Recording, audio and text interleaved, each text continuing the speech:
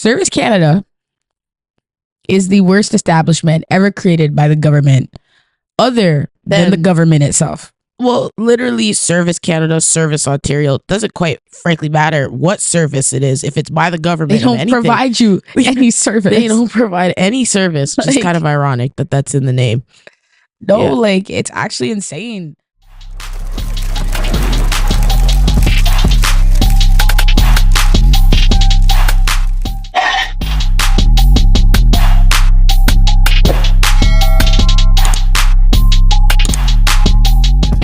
What's up, Fishbowl family? Welcome back to another Thursday here at Small Fish Big Pond with the twins you know and love, Ren and Joe.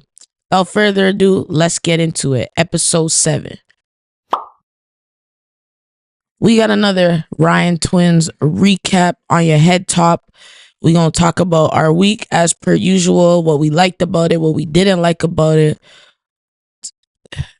Yeah, and whatever else comes up in conversation, I'll pass it off to Renee because, yeah. All right. I'll start us off here. Don't mind my voice. I only drank a little bit of my juice box prior. With a paper straw. Right? I mean, at least the juice boxes could have left the plastic straw, but anyways. Paper straw was wrapped in plastic. About it. Well, yeah, exactly.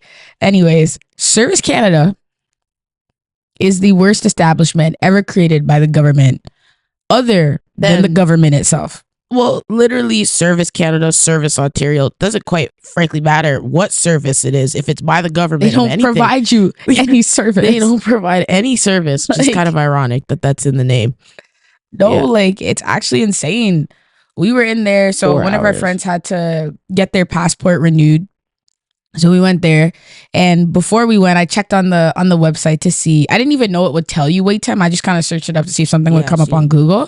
But essentially it was like, oh, wait time like 2 hours. And I'm like, yeah, that's pretty reasonable. It's not that crazy rush that we had last year when the Service Ontario people were going on like strike and like all that stuff. So I didn't think the lines would be crazy. We ended up going to STC, Scarborough Civic Center, and you know, we get in there. I'm like, oh, okay, this line's like kind of calm. Like, there was nothing really to it. And then, okay, it's been like 40 minutes. And I'm like, oh, we kind of in the same spot that we were in, 40 minutes ago. We haven't moved, like not even one bit. So we asked just to make sure, oh, hey, are we in the right line? We were in the right line. Anyways, needless to say, we ended up being there for 4 hours. It took like 2.5 hours to get them to just stamp your forms and say, oh yeah, your forms are correct, you can go upstairs. And then it took another like 2 hours to actually go up to the clerk just for it to be like a 5-minute look over the stuff, give you your passport, whatever. I just want to say, when we were in the car, when we first got there and we parked, I literally asked everybody. I asked you, and I asked my friend, and I said, yo, I'm gonna pay for 4 hours. Everybody's like, nah, we're not gonna. Yeah, I was like, oh, say an hour and a half. Pay for like an hour and a half. I pay for an hour and a half. I paid for an hour and a half about 3 times. Every last 10 minutes. Oh, your time is expiring. Please add more. Please add more. And I'm just like, yeah, Lee. Like, goddamn. Like, yeah, like Service Ontario, Service Canada, whatever. It is a whole day affair. So yeah, that was a lesson learned for sure. But I'm glad we went at the time we did, because if we had gone at the time that when originally wanted to go, like, we would have never seen the light of day. Oh, never. No. There'd be probably 300, 400 people in there. We'd be in there for 6 hours, the whole day gone. Yeah, not at all. Yeah, no. So definitely, if you're going to go to Service Canada, Service Ontario, anything passport, ID related, go in the morning. Go as early as you can. Maybe even stay overnight. But like, really and truly, there's probably crazy. People there from 4 a.m. Whatever ticket I have, it'll rot. Anyways, other than the nice little Service Canada trip that we had, my tax return. I know some of y'all must have filed your taxes back in like March, April, like early April. No, I filed my taxes like last week. And let me tell y'all, the trips I've been saying I wanted to go on will not be gone on. Yeah, that tax return did not hit. It hit me. Yeah, is what it did. It hit me. Smacked you, bro. It beat my ass. Hit you upside the head. Hit you upside the head, bro. So you have all these plans. Oh, let me take that. So yeah, we ain't going nowhere. Don't ask me to go nowhere. I saw your online card and said Yeah. A lot. They see my shopping cart. I'm like, you might walk away with them earrings, and that's about it. Here, and it said, "We ain't doing none of that." Put them Fashion Nova jeans back. You know what I mean? Like, remove them from the cart. No, fuck the government. Y'all done nothing for me. Well, just this year, but nothing for me ever. Yeah, that's actually absolutely insane. Absolutely insane. On a side note, I want to learn how to do my taxes. We'll see how that goes. All my friends good at math. Help me out. Some of y'all in school for math and accounting and econ and commerce and all things business. So yeah, maybe I'll just have to start writing things off as like a business expense. Yo, can't everything be a business expense? Like, I am my business. I am my brand. Yeah. Like, I'm a brand ambassador for me. You know what I mean? Like, come on now. Anyway, what else happened in your week? Played ball for the first time in like 4 months. Yeah. 2 days back to back. My knees are 22 going on 75. My back turned 50 last week. And you playing football. Injuring motherfuckers. I wasn't out here playing football. You were standing way too close. Bro. We have been debating about this since it happened. Bro. No, let me tell the story. I went up for a layup. Okay, and Julie's big ass head was behind me. So when I go up for my layup, natural motion. Natural motion. And I hit, and we bump heads. The back of my head hit the front of her head. Who's that foul on? Her or me? That's an offensive foul because you came back into my head. Basketball move. No, like you. Well, I'm gonna lay up like this. No, because you went. Like who lays up like that's not a their layup when it's going. Doesn't matter. That was an offensive foul. Like that was. It was not. Needless to say though, my squad did not come on. Any line I was on, we didn't lose. We did. You didn't. I beg to differ. When we were on the same team. Yeah, for the first like L that you handed me. The only you handed me one L. Yeah, I handed you like 2 or 3. 3 and 1. I think 3 in a row. 3 and 1. I got no L's handed to me, even with this girl playing football, trying to be a linebacker. In the NFL. We're done. We're done because it wasn't a foul. You were just standing. You were standing in my player bubble. I'm gonna let y'all take that one. We need footage. We need to start recording these runs, bro. Yo, no, we don't. They can't smell the cap, but I can. No, we don't. But yeah. No. Renee's playing different game. Anyways, that was my week. Not much to it. How was your week? Honestly, my week was not much. I was just like practicing on my little creative project that I'm working on. Other than that, just eating good, sleeping less, working more. That's really been my week, to be honest. Yeah, like not much. I got finessed on Facebook Marketplace, which was whack as hell. Cause that motherfucker done lied to me, told me he was finna be there. I show up there, I'm waiting like 10 minutes. And mind you, like, I left work to go and pick it up because I'm like, it'll be quick and easy. That shit almost made me late to work, and I didn't get the little $15 laptop stand that I wanted. So now I'm back on Facebook Marketplace searching the streets for a laptop stand. So if you guys have one, let me know. And just bless it to me and don't waste my time. We work at a Yo, first of all, anyways, back to my story about Facebook Marketplace because we got a little carried away there. Yeah, I like Facebook Marketplace. It's great, but if you waste my time, like fuck you. Yeah. Still gonna keep using that app though.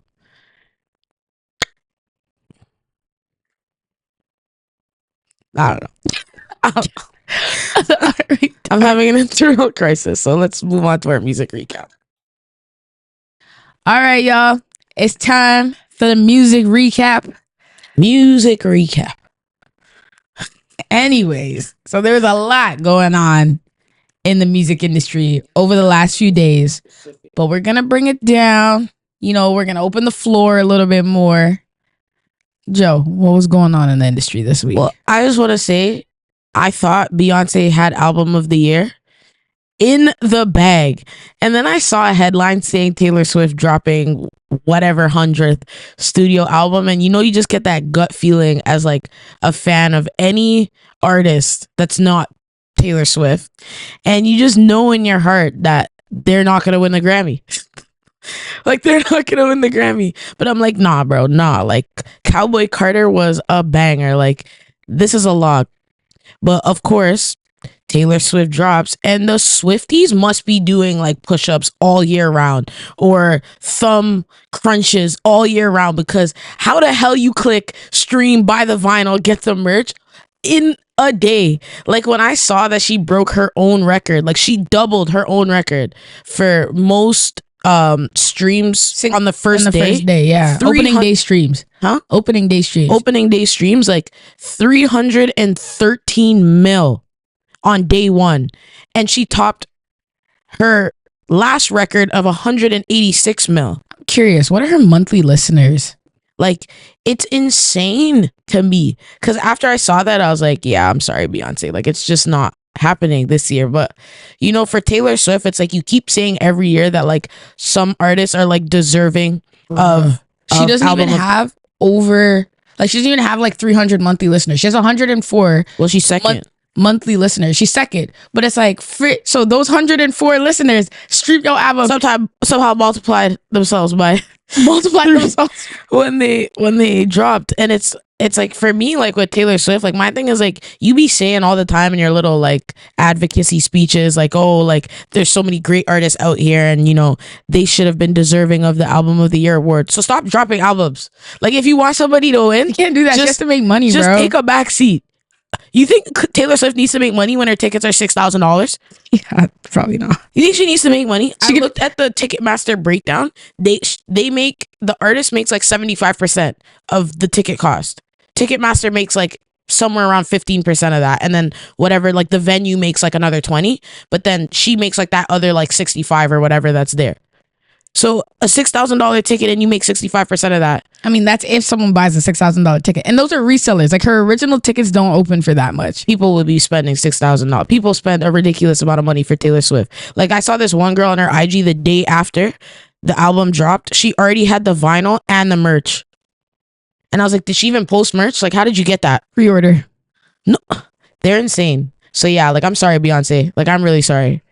And yeah, like Taylor Swift needs to take a backseat. She's insane. She owns the top 4, or she owns 4 out of the 5 spots on most opening day streams. The record on Spotify. Drake holds the 4th spot, so shout out to him. Yeah, bro, for Certified Lover Boy, which makes me upset. He has way better projects. He had way better projects than Certified Lover Boy. I'll take top 5. Like. Sure. Insane. But yeah, like I don't know, man, Taylor Swift is insane.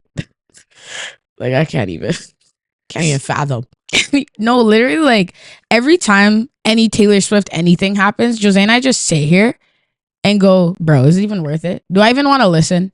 Like, why should I listen when I'm just going to be contributing to my artist not getting album of the year? There could be 313 million people listening to her right now, and I'm not one of them. I'm gonna sit on a little high. Standing on that, bro. Yeah, and it's not like she's a bad artist. Yeah, like this isn't a Taylor Swift hate page. Stop the cap. It's in a Taylor Swift hate page. Like this is a give Beyonce a chance page. You know what I mean? Like give another artist a chance page. That's what we on. That's the type of timing we on. Because at the end of the day, Shake It Off is still the song I play before every game. A lie, warm up game. It's my warm up track. Like I play that shit before. A lie to get loose. You know what I mean? Like take it off, bro. Shake off the hater. Yeah, bro. You know, shake off the dust. Hate me. But yeah, she actually got to see herself. Like she actually got to watch someone perform like a song, because Ice Spice was performing at Coachella, I think, and she actually and Ice Spice performed Karma, at least like her bar, but she played the song. So that was probably like Taylor Swift's like first time, like, or like one of the first times she's like watched her song. Like she was a fan in the crowd watching someone perform, like listening to her own song from like a fan perspective. It was super cute, super funny.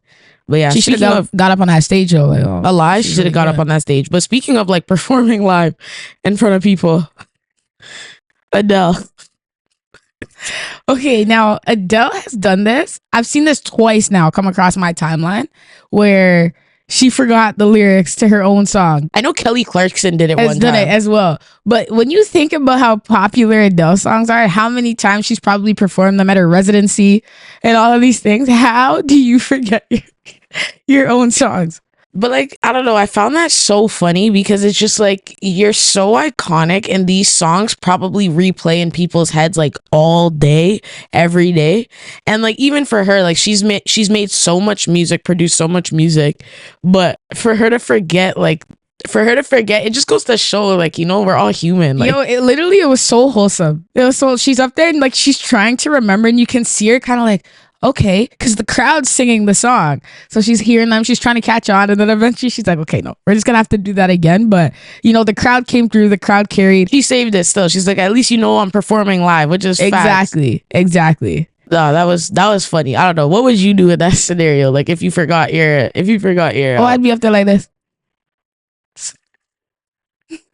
See, I would gaslight. I'd be like, y'all don't know my songs, like why am I even up here performing?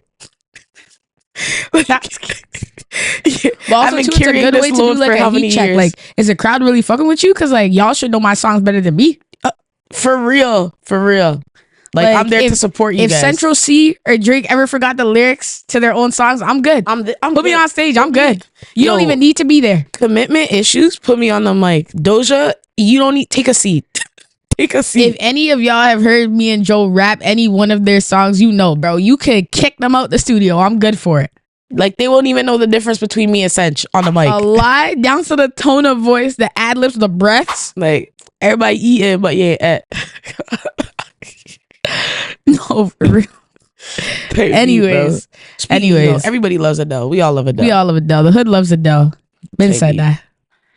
But moving on to our favorite Toronto man. Our favorite rap beef. The rap civil war.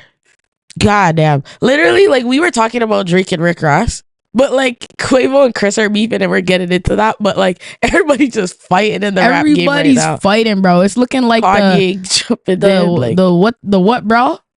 What, like WrestleMania, like, the brawl with the chairs. The Royal Rumble. Where the black people were throwing the chairs. Montgomery brawl. The Montgomery brawl. Like a Montgomery brawl out here, bro. Dang, I was way off. WrestleMania, like, where did I get that, bro? I was thinking Royal Rumble. But no, Drake has been on Metro's ass all over social media. Like, he's so funny. He's been clowning him, and I just feel like Metro can't even respond because he's just gonna do exactly what Drake said he would do and told him to do, which is play some drums. Well, like, literally, like, what else is Metro gonna do? But I'm saying Metro, and I said this. I mean, he's probably not gonna do it now because it seems like the beef is now between like Rick Ross and whatever. But he has a mixtape that's dropping soon. Like, in like this year, he's dropping a mixtape, or it's on the way. He better have a bar in there. Like, he needs to get on the mic and speak some facts. There ain't no way you've worked with some of the greatest like rappers of your current generation before all you don't start coming for me. But you gotta take something from them. You know, like Chris Brown. Bodied by a singing nigga. The light skins are coming to destroying. Is, you know, like, honestly, I'm offended. Like, we came from like Tupac and Biggie, and now we got Drake and Chris Brown running the rap game. Like, get out, change it up. But yeah, no, Drake dropped another diss track, and this time it was kind of funky. Like, he used like AI of Tupac and Snoop, which a lot of people had like mixed reviews on, you know, whether that was like respectful of the two artists. No, I thought it was good. Like, I mean, I thought it was good. Like, it was giving like Drake's like battle rapper attitude that he had when he was coming up. Like, if y'all remember Comeback Season. Yeah, he also did like a 1-2 on Don't Matter to Me. It was AI with Michael Jackson's voice. Yeah, but the context is different. Like, that's you fair. know, like Snoop probably woke up and was like, what the fuck? Like, me? No, the AI wasn't Snoop. Snoop actually rapped on that. The only AI was Tupac. Oh. Yeah. But Snoop woke up and was like, me? Like, you put me in there? Like, he didn't even fucking know. But yeah, like, I don't know. I thought it was good. I thought it was a little like the way he started it, because like he started rapping about all the things that like other people were using to diss him, and it looked like a publicity, like, oh, I'm gonna get ahead of this, like, oh, like I like younger girls, like da da da da da. Like he tried to like basically get ahead of the drama by rapping about it. Like when all I think about is Amy in Pitch Perfect. Where she calls herself like Fat Amy, so that twig bitches don't be doing it behind their back. Simple as that. That's what it was giving. But I thought from Drake's perspective, like that was a little corny to Fair enough. to have in the diss track. I could see that. I thought it was pretty fire. I'll go back and listen to it again because I only really gave it like 1 or 2 listens. But yeah, I don't know. I still think he's eating them up. That one shakier than push-ups, but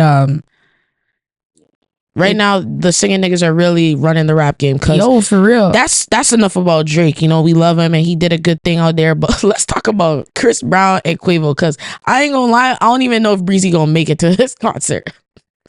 Honestly, Breezy got some hitters. Like at the end of the day, like every rapper in the industry is gonna have guys that'll ride for them, guys that'll duke it out for them. But he's also, we all know what he's famous for. Not that good, but at the end of the day, like, he's eating Quavo up right now.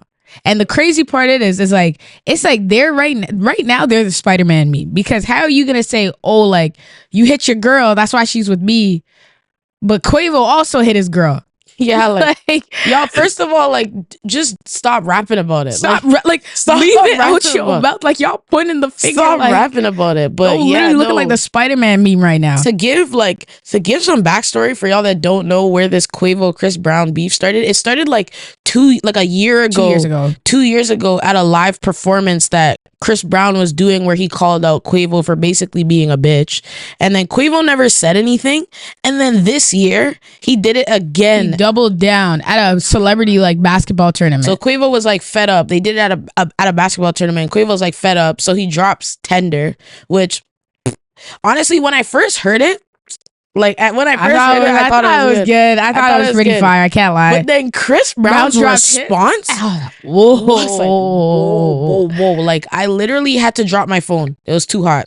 Oh, like that track was fire. And these two these other podcasters that we watch, like they, at the time that they made their video, it was just Quavo's response out. They're saying Breezy's down 0-1.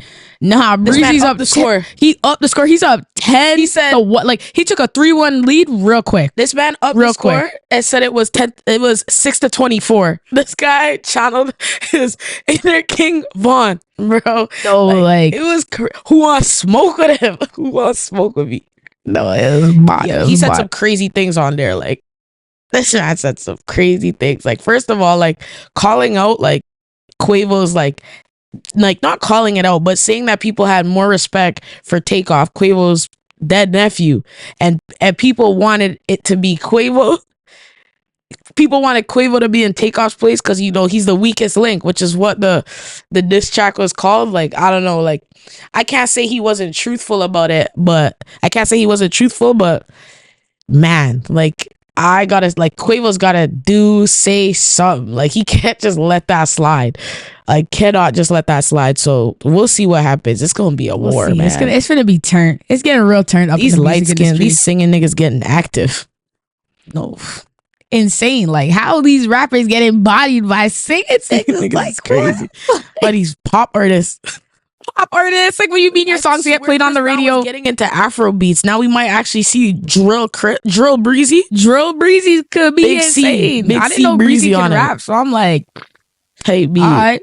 My goodness, man. My goodness.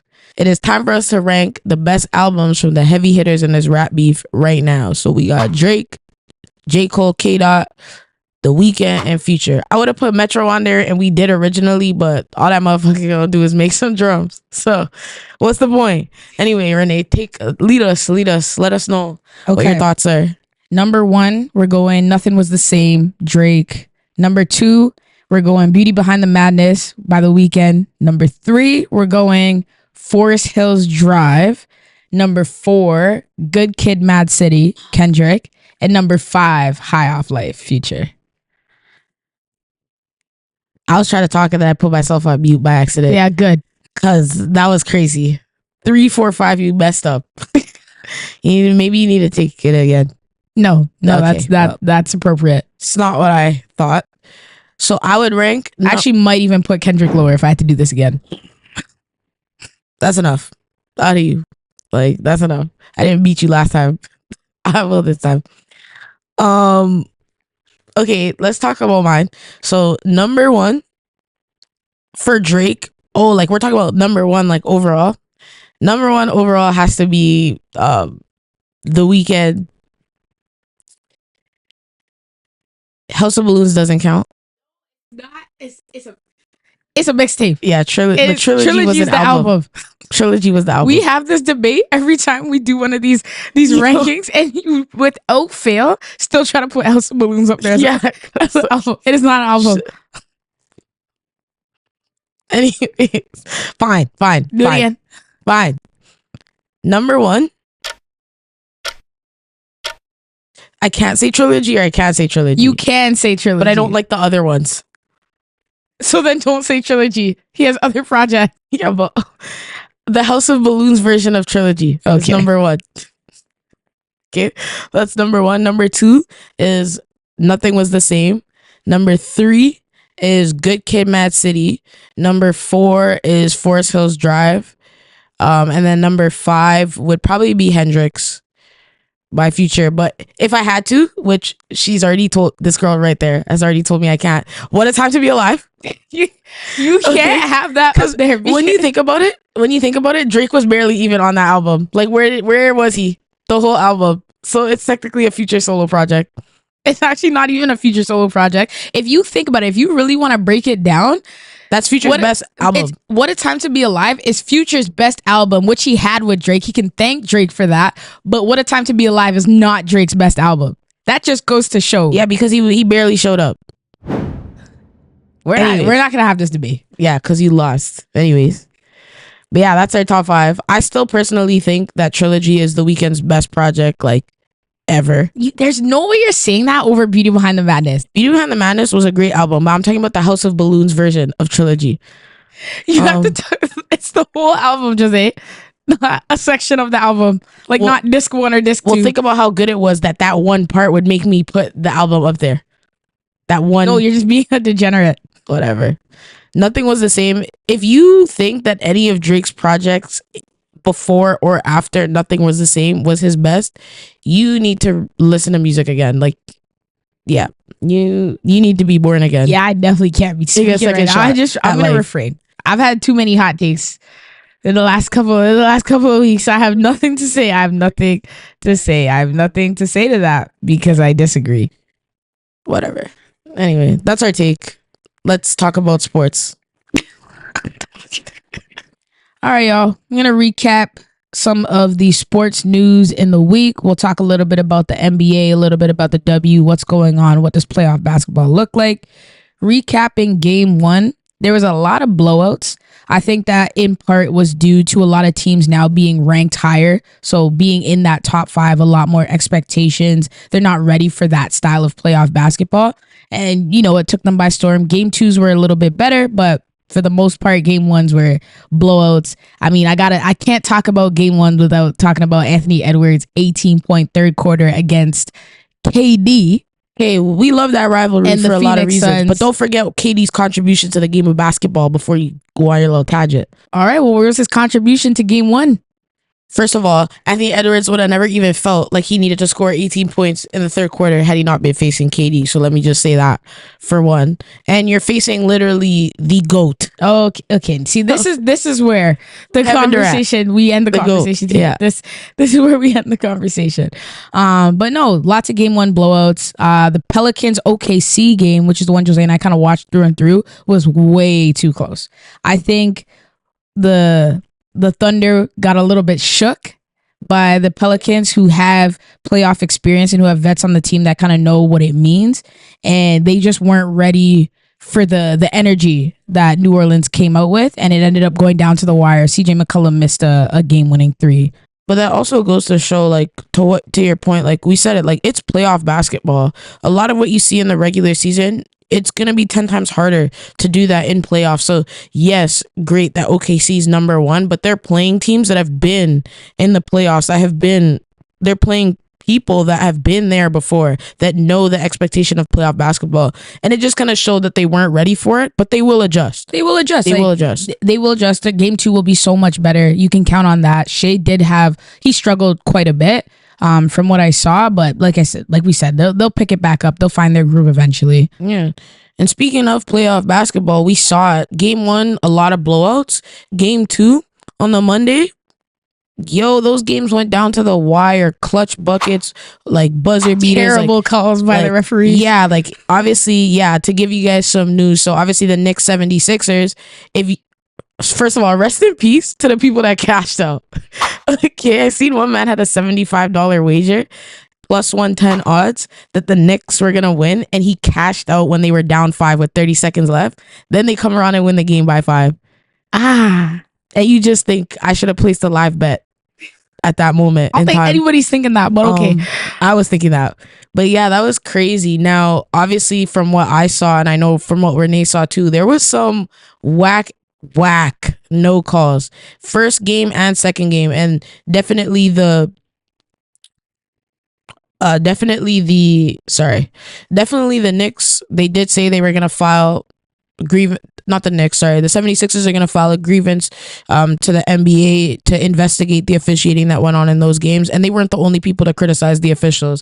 The Lakers did as well after, we also saw Jamal Murray hit that game-winning bucket on Anthony Davis' head top, and he was a little salty in the press, but a little salty in the press, bro. That had me dying. That was the most light-skinned thing I've ever seen in my life. The most light-skinned thing I'd ever seen.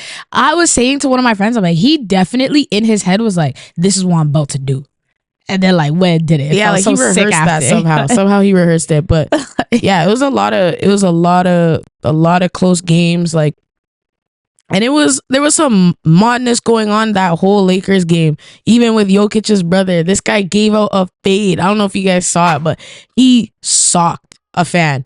I can't lie. That fan ate the punch. He ate it though. Like I would have been dead. Like first of all, I would have been dead, head clean off.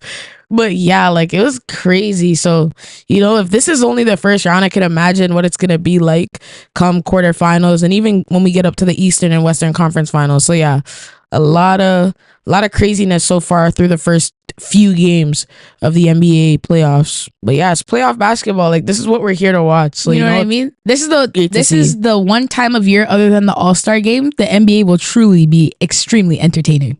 I feel like, yeah, Now, speaking of the NBA being entertaining, they dropped their finalists for the major awards at the end of the season. I have a couple here that I'll read for you so I don't butcher nothing.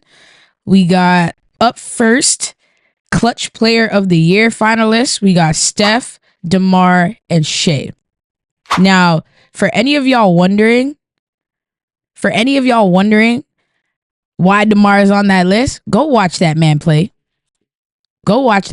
He has been a buck, been clutch. Like, no, truly he deserves it. I think it might go to Stephen Curry, but I would give it to DeMar personally.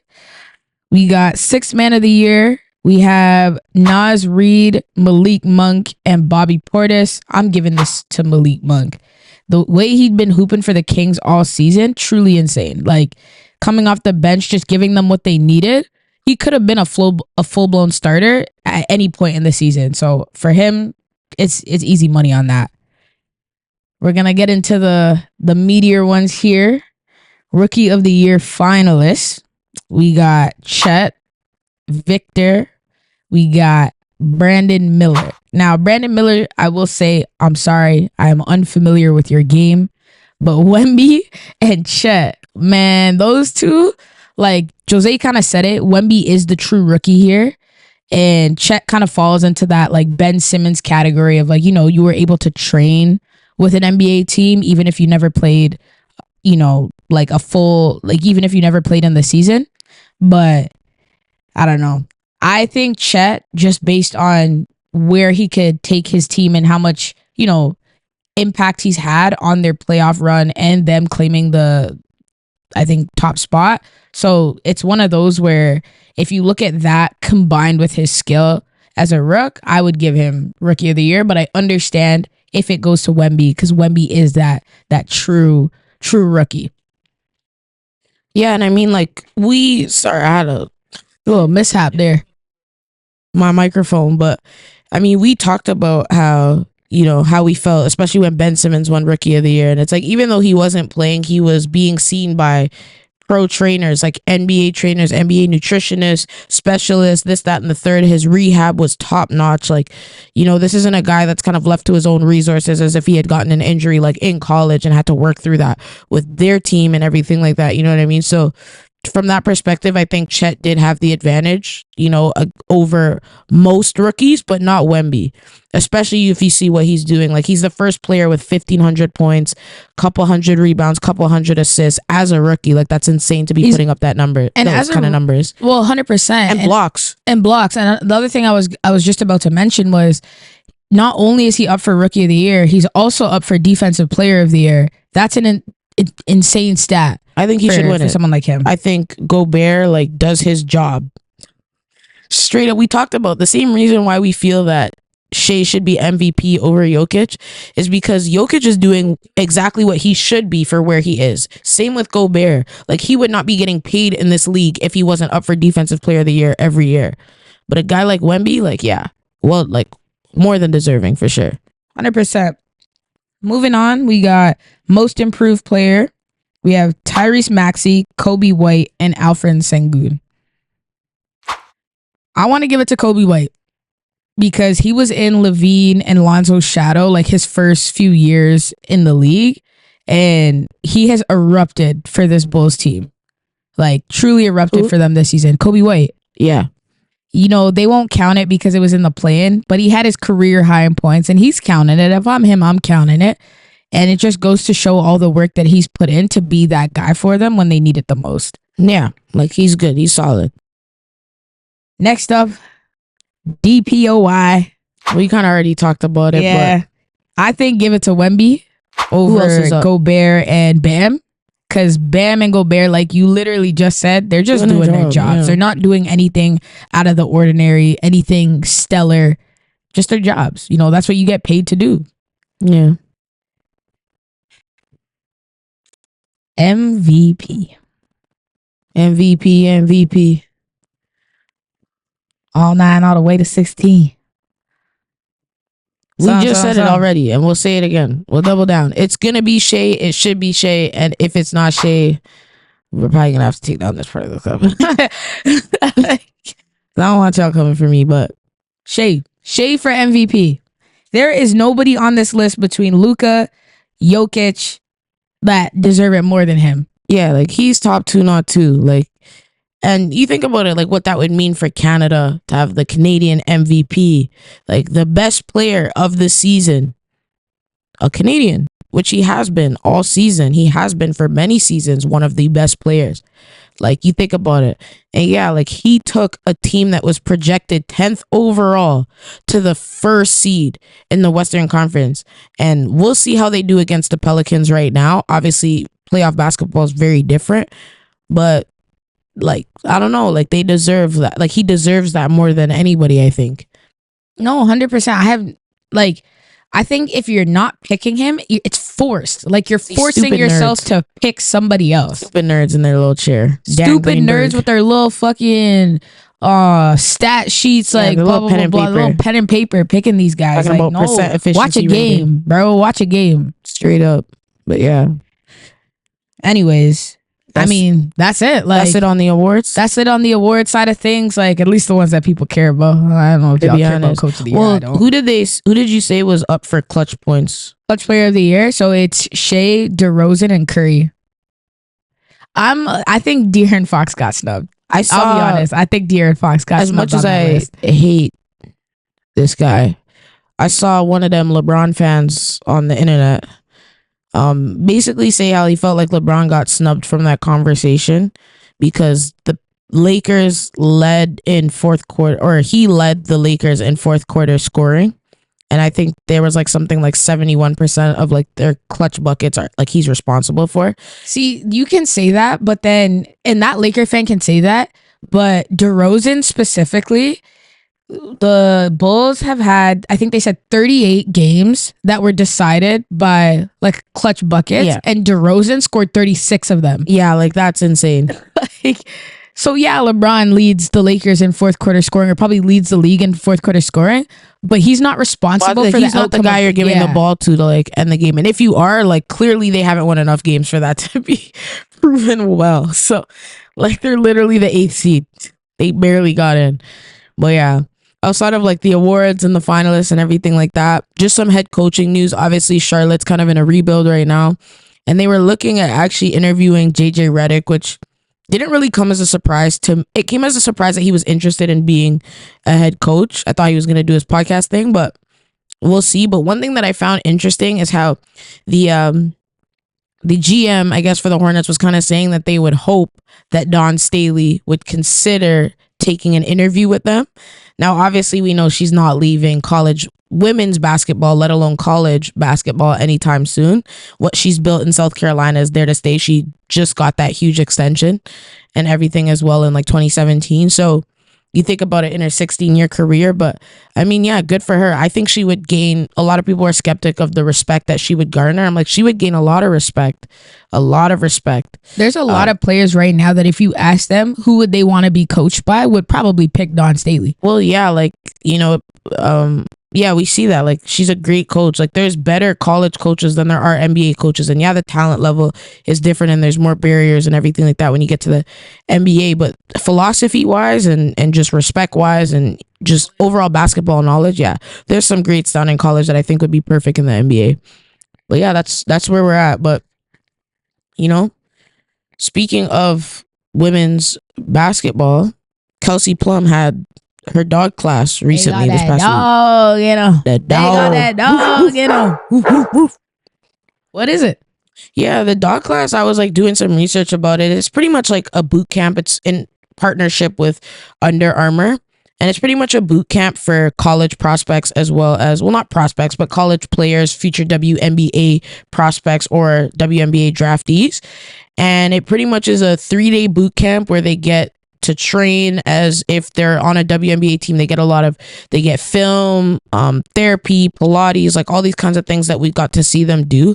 But it was just really nice to see what happens when you put some of the best athletes at their sport all together as teammates. Well, I was gonna say the other thing too is some of them come from completely different conferences. Yeah, like Big Ten, SEC, ACC, like all of those, and it's like some of them don't get to play against each other in their college careers. But it was nice to see them have that banter of like, when I see you next season, like it's gonna be this, you know what I mean? It was good. Like, I don't know, the highlights that we have to show y'all, like they were cooking. Like they were cooking. It looked fire. I can't even lie. It really highlights that there is still, like, not still, we knew that, but there's so much talent in college ball outside of the Juju Watkins and the Paige Beckers and the Caitlin Clarks. Like, you look at girls like Sanaya Rivers, Isaiah James, KK Arnold, Georgia Amore. Like, these are girls that are, you know, gonna take the league by storm. And the Rooks, Malaysia Fulwiley, you know, it's only a matter of time before their names start to be in that conversation. But yeah, it was super, super cool, super fun, and a good, like, yo, it was cool to watch them hoop for sure. Yeah, I thought it was amazing. I feel like I hope it expands. I hope it can allow more athletes, maybe even be stretched out instead of just that 1 3-day weekend, you know, maybe more in the future. They do like clinics or series or something like that. It just goes, you know what I mean? But it just goes to show how badly we need more teams in the W. Yeah, so many great players. But yeah, speaking of great players, A'ja Wilson. Time's most influential. She topped that list. She headlined it. Like, for a lot of people watching college sports right now, A'ja Wilson might not be as heavily talked about. For, you know, like I said, for anybody new to the sport, you're not really seeing her name in the media too much, but she is truly one of the most influential figures in the W. Hands down. Like, she's always speaking up, always speaking out, making sure she's standing on business every day of the week, like Monday to Sunday. Like, she takes no breaks. She lifts people up. She makes her teammates better, her coaches better. She pushes the organization to be better. So for her to get Time's most influential, 1000% deserved. Yeah, well, she's on the top 100. Yeah, so she's like literally like to be considered one of the top 100 most influential people is a great accomplishment to what she's done. But that begs a very important question. Where's her shoe deal? Like you're talking about someone that's dominated college basketball for 4 years, then went on to dominate professional WNBA basketball for just about 4 years, 2 rings, MVP, rookie of the year, finals MVP back to back, all-star selections, and she has no shoe deal. And I'm not talking about Caitlin Clark because she is more than deserving of that opportunity. I'm talking about the fact that Nike's bag is deep. Start reaching into it.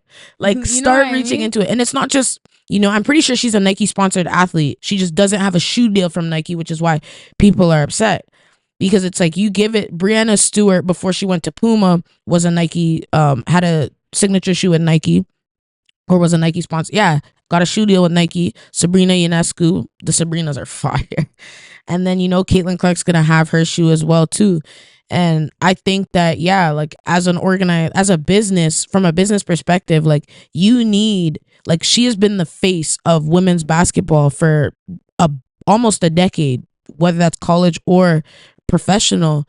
And you're not going to give her that respect of giving her a shoe, something that girls can wear and represent in their like everyday playing lives and stuff. It's kind of insane that they haven't done it yet.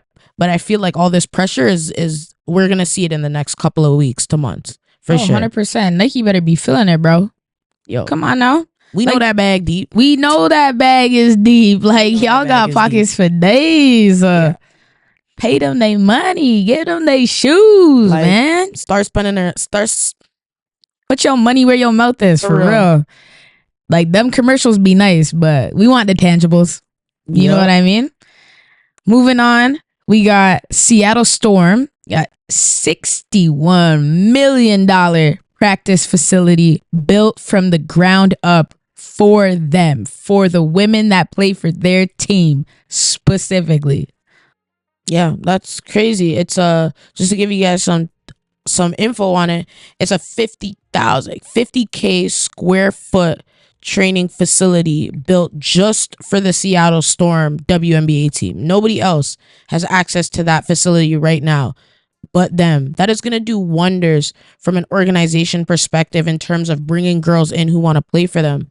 Yeah, bringing girls in who want to play for them, but also you think about the conditioning and the care now for these athletes. They'll get hurt less. They'll be stronger. They'll be quicker. They'll be better players because they were like money was invested into their program. Invest in women's sports. Invest in women's sports. Invest in women's sports. Yeah. Thank you.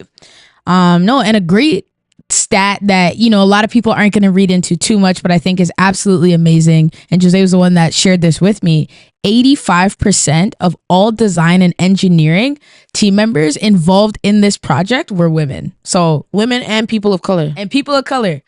Women in STEM. Women in STEM. Women in STEM for solving the world's problems. Yeah. They have 2 professional indoor courts and 2 3x3 outdoor courts. Like state of the art locker room. Like we showed you guys the LSU locker room, and that was not a $64 million upgrade. So you think about what this is gonna do in Seattle, and it's great. And it's great. Only big things for them for sure. Only big things. Speaking of big things. Somebody's been selling out. Someone's selling out. Jeez, we got 3 teams already. The season starts May 14th. May 14th. Sorry. But we have 3 teams already that have sold out on their season tickets. So shout out to them. Clap it up. We got the Aces. They sold out first. They've sold out, twice now? They did last year, and I think this year. And then the Dallas Wings sold out. First time in history for them. And Atlanta Dream. First time in history for them too. Yeah. So shout out to them. Shout out to the people investing in women's sports by buying these season tickets. Joe and I will take you with us. We're going to try to go to 2 WNBA games this year. We want to go to... We went to one last year. We're going to try to do one a year. One a year for sure. I think we'll go to 2 because we're going to go to New York and, Can't miss a Liberty game. Can't miss a Liberty game, bro. I got to see Sabrina Ionescu and Bree in person. Yeah, Ty B. Well, Fishbowl family, that is a wrap on episode 7. But before we send you guys off in small fish, big pond fashion, we got a little time left on our hands for Renee to make some recommendations. Ren Recommends. Now, I know after the last time she was given the floor, she disappointed a lot of y'all.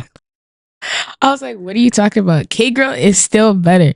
That's not what we're here to talk on that about. hill. All right, let's get into it, Ren. Give us your Ren's recommendations. I tried to do something there, it didn't work. Continue. I thought you were gonna say that. Like, nah, bro. Just forget about it. Okay, moving on.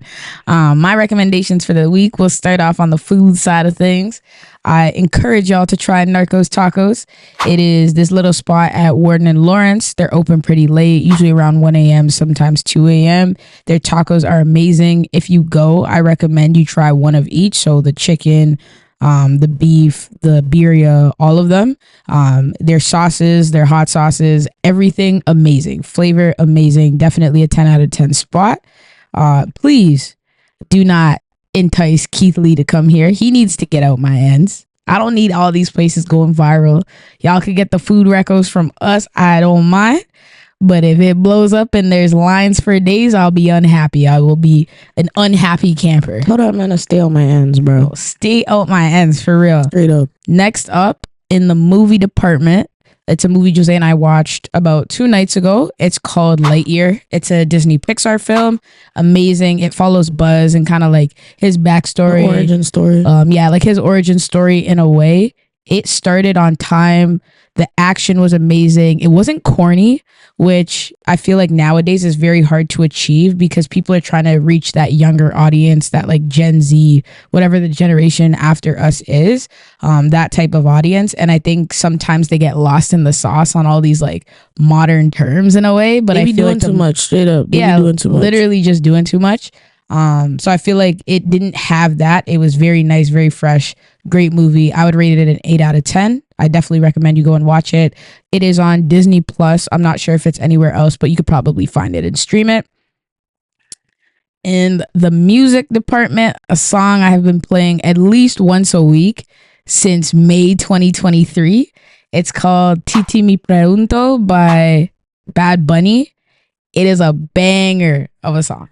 Jose's looking at me annoyed because she's heard this song probably at least 3 times today. Every single time I step into this vehicle. But it's just a feel-good song. You can't have a bad day when you're listening to it. I recommend everybody go and tune into that. And the whole album, honestly, that song is on is pretty good. So give that a listen to while you're at it.